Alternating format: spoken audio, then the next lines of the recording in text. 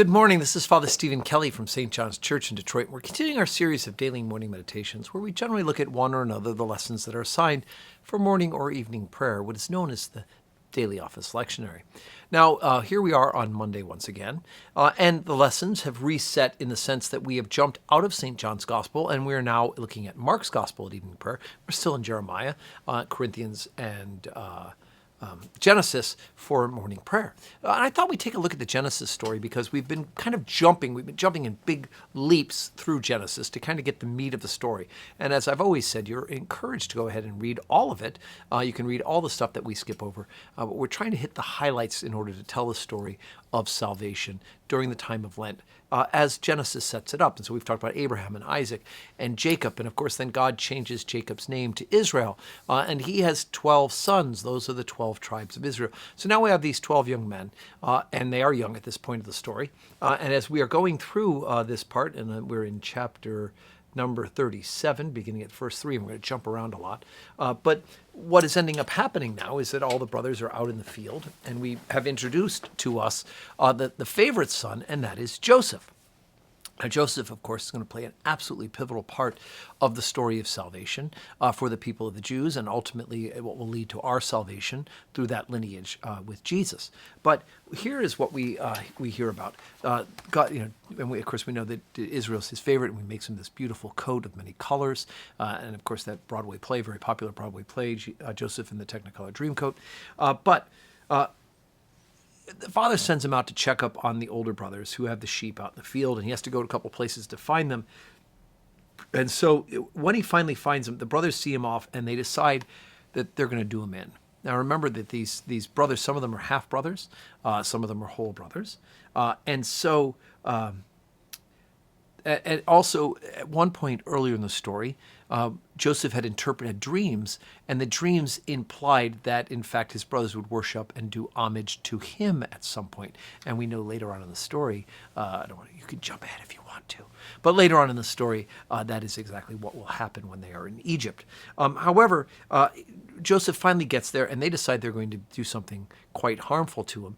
Some of the brothers want to slay him, and other brothers just want to kind of toss him into a pit, and that's the agreement they come to. And they said to one another, "Behold, this dreamer cometh.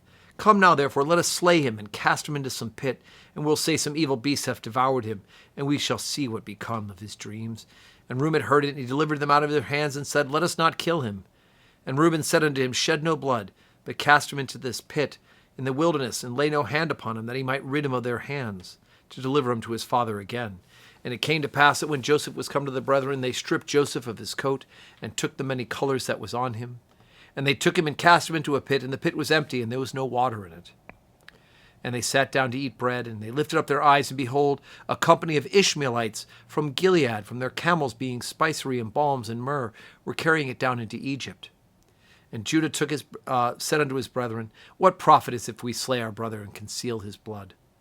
Come, let us sell him to the Ishmaelites, and let not our hand be upon him, for he is our brother and our flesh." Which that's a great consideration at this point, right? And all his brethren were content. And they passed by the Midianites' merchantmen, and they drew, and they lifted Joseph out of the pit, and sold him to the Ishmaelites for 20 pieces of silver. And they brought Joseph into Egypt.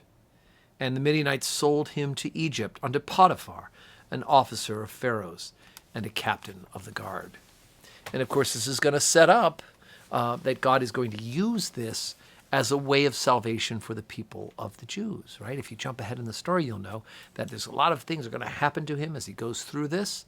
And then, interestingly enough, what happens? But he ends up being quite an important person in Egypt. But there's a lot of story to go between here and there before we get there. So, and of course, this brings up all sorts of idea of envy, and pride, and all of those sort of sins that can happen for us as individuals, not just between brothers. So these stories are very helpful for us. But again, we're looking at all these Old Testament stories in the big sense of the story of how God has been at work through the people of Israel in order to ultimately bring forth, through that in relationship of the original covenant, to bring forth then his own son, Jesus Christ, into the world to fulfill the promise to send a Messiah and to save us from our sins, from the consequence of the fall in the garden. We're looking at the big picture, folks. Read these things through the eyes of Jesus.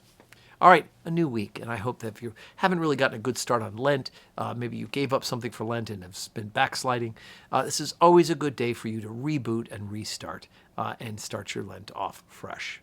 We do have worship this week. We have Holy Communion on Tuesday, Wednesday at 12:15, on Thursday at 10:30, Friday at 11:15, and of course Stations of the Cross on Friday at noon.